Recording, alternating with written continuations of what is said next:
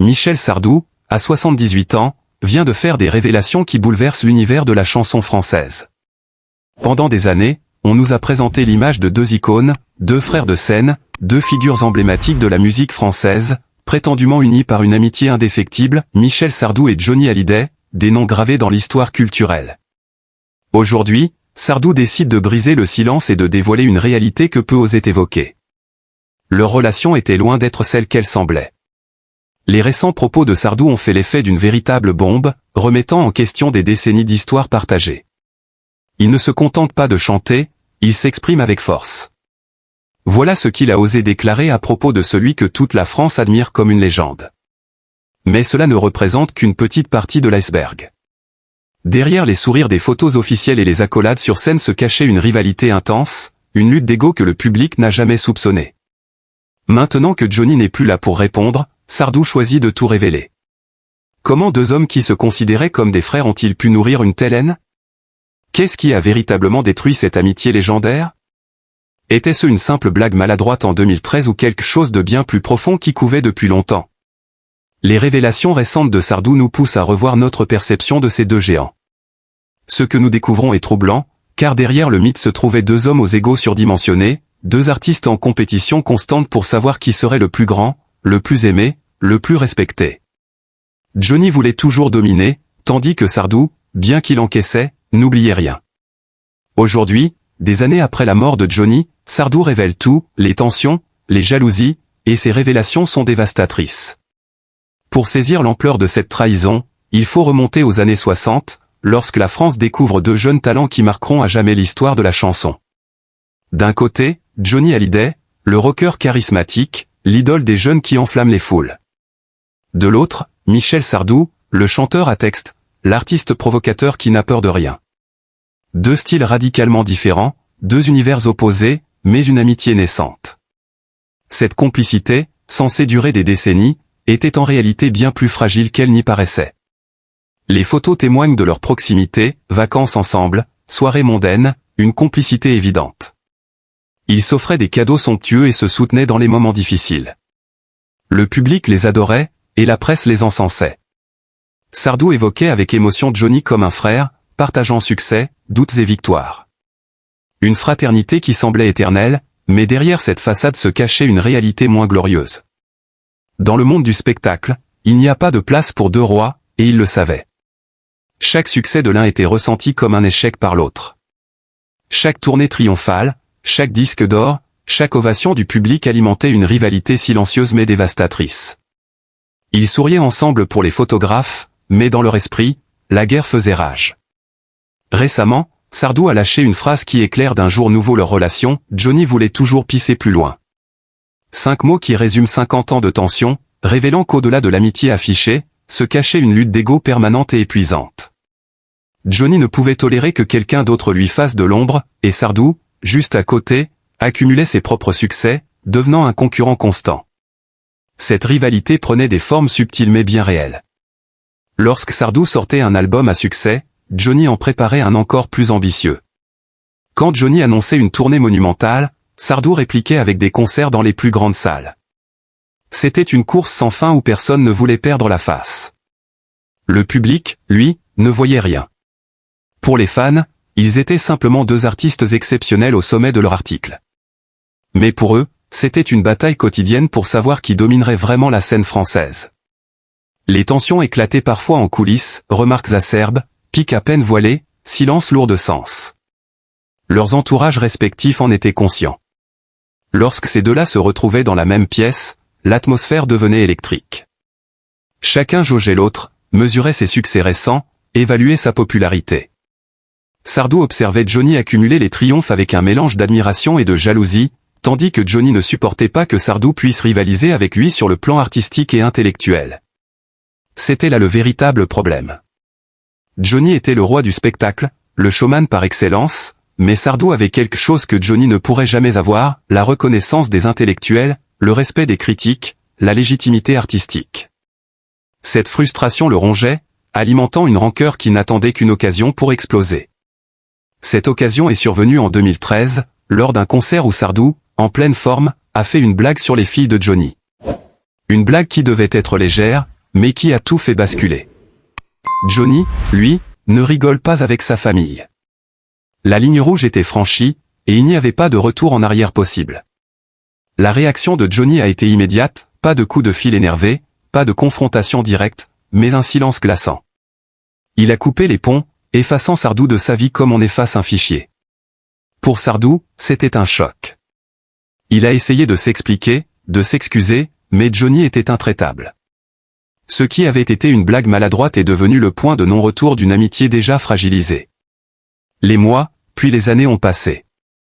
Pendant 4 longues années, ces deux monuments de la chanson française ne se sont plus adressé la parole. Le public a commencé à ressentir qu'il y avait un problème, mais personne ne connaissait les détails. Les journalistes posaient des questions, mais les deux hommes éludaient le sujet, parlant d'agendas chargés, de vies qui prenaient des chemins différents, des mensonges polis pour masquer une rupture définitive. En réalité, la haine avait pris la place de l'amitié. Sardou, qui pensait que leur complicité était suffisamment solide pour surmonter n'importe quoi, découvrait que Johnny ne pardonnait rien. Cette blague, aussi stupide soit-elle, avait servi de prétexte parfait pour Johnny de se débarrasser de celui qui lui faisait de l'ombre depuis trop longtemps. Cette blague n'était que la goutte d'eau qui a fait déborder le vase. Toutes ces années de rivalité, de tensions accumulées, de jalousie refoulée trouvaient enfin une issue. Johnny avait son excuse pour se débarrasser de Sardou, et il ne l'a pas laissé passer. Mais était-ce vraiment juste une question de blague? Sardou lui-même a fini par comprendre que cette histoire de plaisanterie malheureuse n'était qu'un prétexte commode. La vérité est bien plus complexe, car des tensions, il y en avait eu des centaines auparavant. Des accrochages, des désaccords, des moments de froid. Pourtant, ils avaient toujours réussi à passer outre. Pourquoi cette fois Johnny a-t-il décidé que c'était trop? Qu'est-ce qui se cachait derrière cette rupture brutale? Il y a cette histoire avec la Star Academy, jamais vraiment clarifiée. Des rumeurs parlent d'un différend professionnel autour de cette émission culte. Johnny aurait eu des projets impliquant le programme, tandis que Sardou aurait émis des réserves. Les détails restent flous, mais une chose est sûre, cela a créé des frictions supplémentaires. Encore un terrain de rivalité où leurs intérêts se sont heurtés. Et puis, il y a eu toutes ces petites jalousies professionnelles accumulées au fil des décennies. Les fois où Sardou a reçu des distinctions que Johnny convoitait, les moments où la critique louait Sardou pendant que Johnny était relégué au rang d'amuseur. Chaque victoire de l'un était une défaite pour l'autre, et Johnny accumulait ses défaites, alimentant une rancœur qui ne demandait qu'à exploser.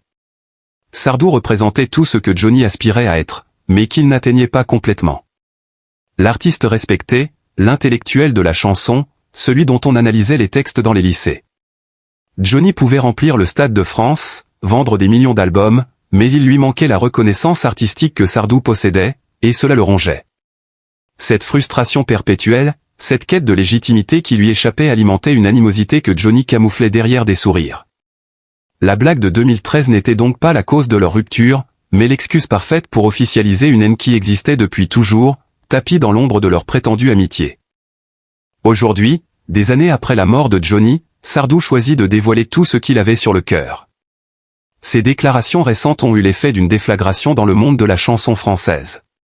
Il ne se contente pas de chanter, il s'exprime avec force. Cette phrase, lancée comme une sentence, résume tout le mépris qu'il pouvait avoir pour l'approche artistique de Johnny. Pas de diplomatie, juste une vérité crue qui frappe la mémoire du rocker disparu. Sardou ne s'arrête pas là. Il critique avec précision, remettant en question le talent même de celui que la France considère comme une légende. Pour lui, Johnny n'était pas un vrai chanteur, mais un showman compensant son manque de technique par la puissance. Ces mots sont d'une violence inouïe, surtout venant de quelqu'un qui se disait ami. Le timing de ces révélations est frappant. Johnny est décédé en 2017, ne pouvant plus répondre ou se défendre.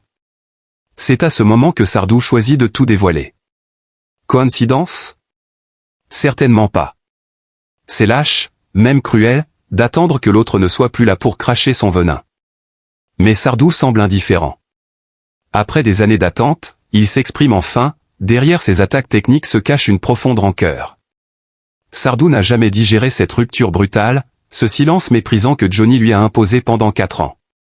Il n'a jamais accepté d'être traité comme un moins que rien par celui qu'il considérait comme son égal. Aujourd'hui, il reprend le pouvoir et démolit l'image de Johnny Hallyday. Ces déclarations ne sont pas de simples analyses musicales, mais des coups de poignard lancés sur une tombe, des règlements de compte d'un homme qui n'a jamais pardonné d'avoir été rejeté. Le plus troublant, c'est qu'il enveloppe tout cela dans un discours de regret et de nostalgie, comme si ses critiques n'étaient que des vérités objectives à partager avec le public. En décembre 2017, Johnny Hallyday s'éteint. La France est en deuil. Des millions de fans pleurent leur idole. Les hommages affluent, et Sardou sort du silence pour exprimer ses regrets, des mots émouvants sur leur amitié brisée, sur le temps perdu. Il évoque la réconciliation qui n'a jamais eu lieu, ces 4 années de silence qu'il regrette. Mais quelque chose sonne faux dans tout cela. Ces regrets, aussi sincères qu'ils puissent paraître, arrivent trop tard. Pendant 4 ans, Sardou a eu toutes les occasions de tendre la main, de s'excuser, mais il n'a rien fait. Il a laissé le silence s'installer, devenir définitif. Maintenant que Johnny est parti, il pleure une amitié qu'il n'a jamais vraiment essayé de sauver. Les cyniques diront que ses regrets publics étaient une opération de communication, une manière de redorer son image auprès d'un public qui adorait Johnny. Critiquer ouvertement le rocker au moment de sa mort aurait été un suicide médiatique. Sardou a donc joué le jeu des émotions, des souvenirs partagés, de la nostalgie. Il a pleuré devant les caméras, évoquant leur complicité passée, parlant de ce frère qu'il avait perdu. Mais ces larmes étaient-elles sincères ou simplement une façade pour masquer un soulagement secret? Peut-être que la mort de Johnny arrangeait Sardou plus qu'il ne le voulait. Plus de compétition, plus de comparaison, plus de Johnny pour lui rappeler qu'il n'était pas le seul monument de la chanson française. Il pouvait enfin exister sans cette ombre pesante sur sa carrière.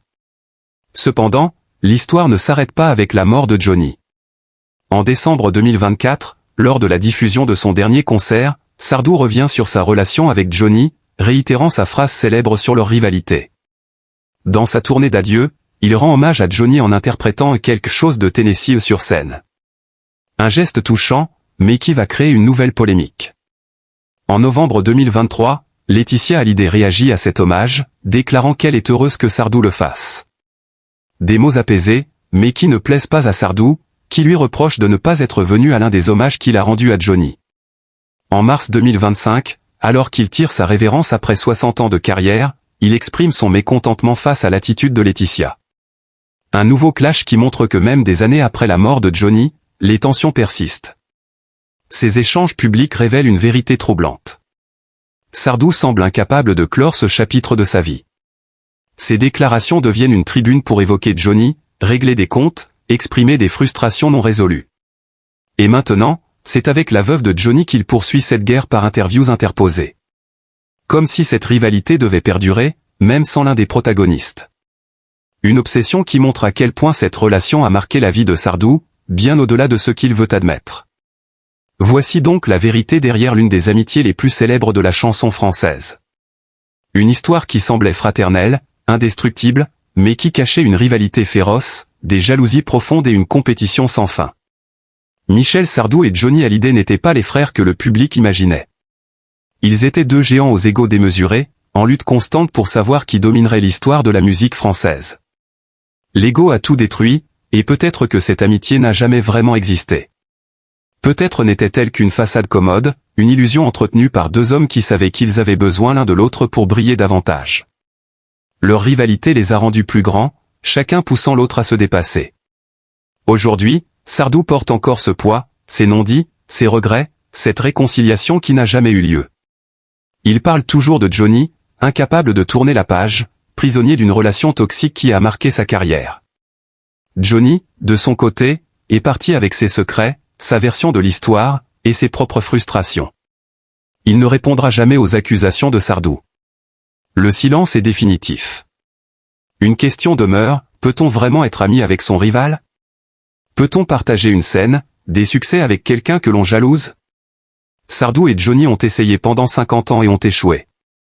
Leur histoire nous rappelle que derrière les paillettes se cachent des hommes fragiles, rongés par l'orgueil et la quête de reconnaissance.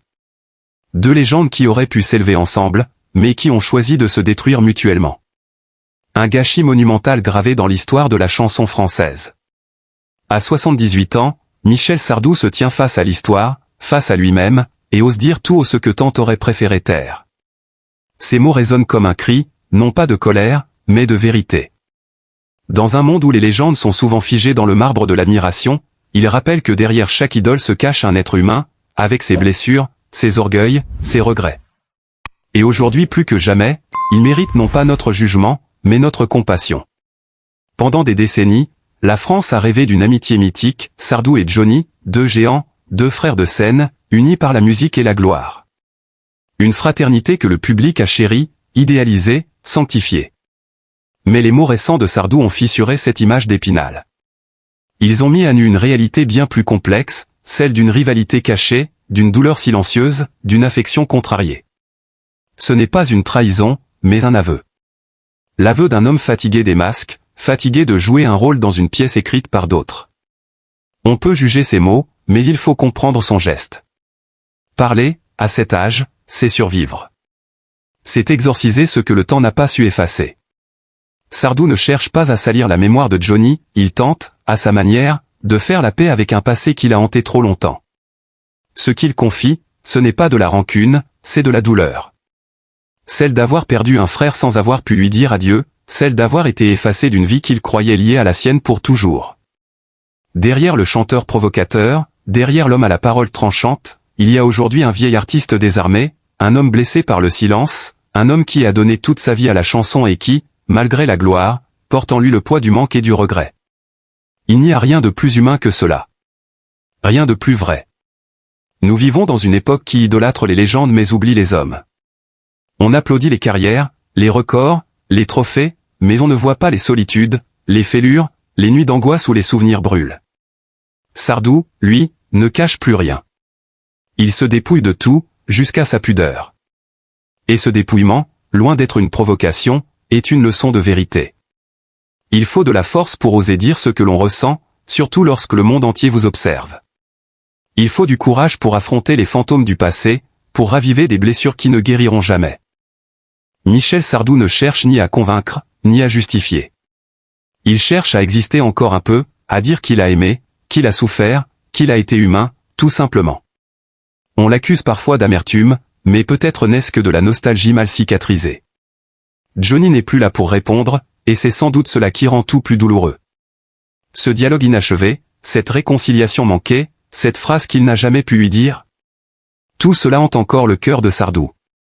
On ne guérit pas d'une amitié brisée, surtout quand elle a façonné une vie entière. Alors, avant de juger, écoutons-le. Derrière chaque mot tranchant, il y a un soupir.